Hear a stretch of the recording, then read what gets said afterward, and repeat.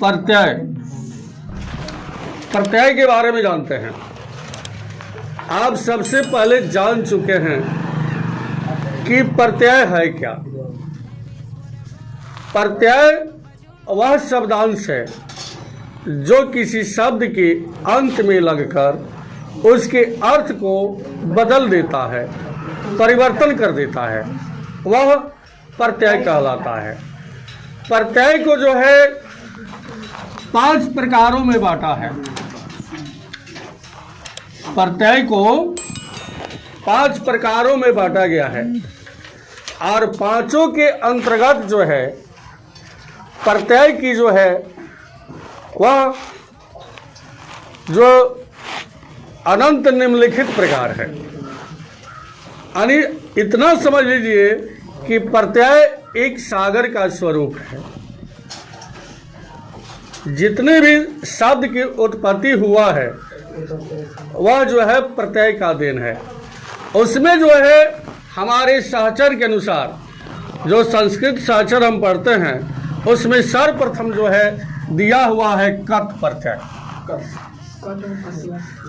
कत एवं कत्वत। आप जान लीजिए कत और कत्वत को हम बता रहे हैं कि इसकी खूबियाँ क्या है। आराम से समझ लीजिएगा, ठीक है। अब देखिए कत बता रहा है, ठीक है। कत प्रत्यय ओ है, यह भूतकालिक क्रिया है। जो बीते हुए बातों को, वाक्यों को जो है यह बताता है, उसमें जुड़ता है, ठीक है। जैसे यह कत है तो कत का जो है का अनुबंध है।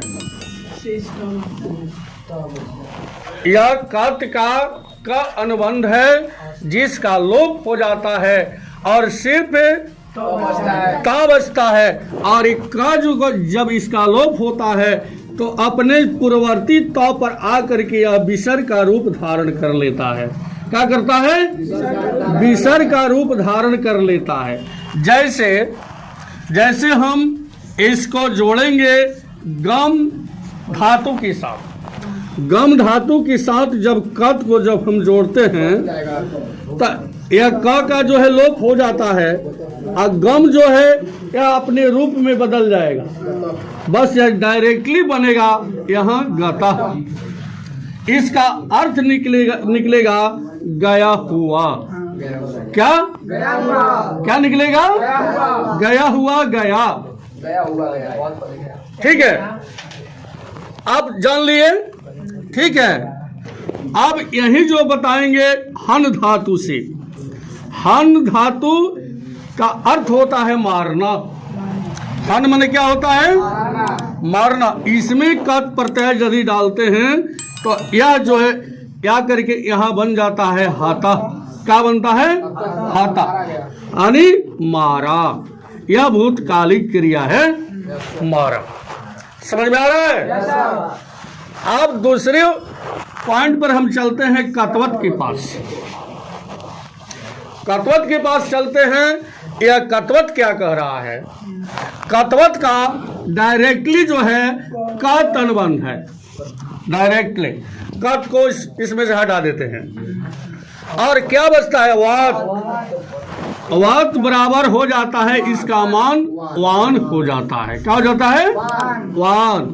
तो यही यदि जोड़ते हैं हम, क्या यहाँ हान में जोड़ते हैं चाहे यानी हत में जोड़ते हैं, दोनों बात बराबर है। कत्वत को जब जोड़ते हैं तो यह बन जाता हतवान। क्या बनता है? हतवान। इसका भी अर्थ होता है मारा, यानी भूतकाल क्रिया। भूतकाल में यह बतलाता है ना। वहीं यदि पठ धातु में जोड़ते हैं इसको कत्वत को तो क्या हो जाएगा? पठितवान। अब इसको सार्थक शब्द लिखने के लिए एक हर्षई का आगमन किया है इसमें हम।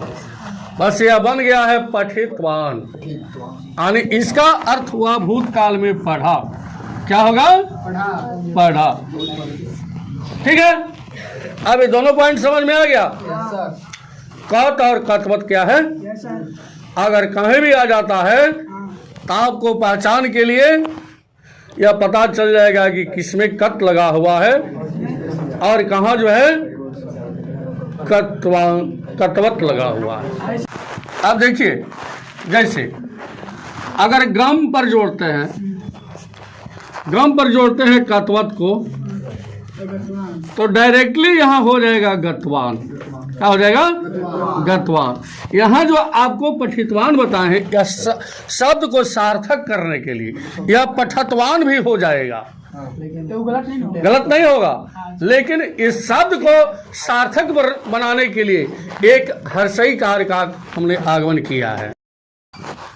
अब ध्यान दीजिए, तब एवं अनियर। ठीक है, ये दोनों के बारे में जानना है। यह प्रत्यय का गुण क्या है, यह प्रत्यय क्या बतलाता है, कैसे शब्द को सार्थक करता है। ठीक है, अब जैसे तव्य है, इसमें कहीं कुछ अनुबंध नहीं होता है, यह ज्यों का त्यों रूप रहता है। क्या रहता है? ज्यों का त्यों रूप रहता है इसका। ठीक है, जैसे पठ धातु में जोड़ेंगे तो हो जाएगा नो।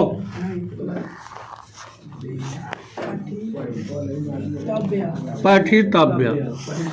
इसको सार्थक करने के लिए हमने एक, जैसे वहां हर्षय के कार को लिया था, क्योंकि यह शब्द जो है सुटेबल होगा, सार्थक होगा। जैसे आपने संस्कृत भाषा में पढ़ा है सार्थक निरर्थक, पढ़ा है ना? तो कहीं कहीं अपने पास से जो है शब्द को सार्थक बनाने के लिए अपने तरफ से भी कुछ प्रक्रिया करना पड़ता है। तो यह हो गया पठितव्य, यानी अंत में यह तव्य आपको स्पष्ट रूप से दिख रहा है, तो इसे आपको ऑटोमेटिक पता चलेगा कि यह तव्य प्रत्यय है। ठीक है, अब इसे जितनी भी धातु है हाँ, सब धातु में जोड़ लीजिए और उसको बना सकते हैं इस प्रत्यय से। ये समझ में आ गया? तब समझ में आ गया। अब आगे बढ़ते हैं, इस अनियर के बारे में जानते हैं। तो इसमें देखिए क्या है, सिर्फ इसमें क्या होता है, र अनुबंध है। क्या अनुबंध है? जिसका लोप हो जाता है और बचता क्या है? अनीय। क्या बनता है? अनीय। अनीय जब बचता है तो लाइए पठ धातु को लाते हैं और फिर जो है अनियर के पास चलते हैं। अब अनियर क्या बतलाता है, क्या रंग देता है? ठीक है, अब देखिए अनिय इसमें बचा हुआ है, रा चूंकि इसका लोप होता है, अनिय। अब अ जो है आ करके यह ठ में समाहित हो जाता है, पठ अ में। ठीक है, और यह बन जाता है का पठनीय। क्या बनता है? पठनीय। इसको हम द्वितीय वचन को सार्थक करने के लिए, ठीक है, जब विधिलिंग प्रक्रिया में जब चलते हैं तो कहीं कहीं आपको इसमें म भी लगा हुआ मिलेगा, पठनीयम। क्या बनेगा? यानी पढ़ने योग्य। क्या होगा? पढ़ने योग्य। लेकिन आपको यह अनिय इसमें झलक जाएगा। क्या होगा? अनिय इसमें अंत में झलकेगा। इससे आपको पता चल जाएगा क्या यह अनियर प्रत्यय है। अनियर प्रत्यय का समाजोग है इस शब्द में।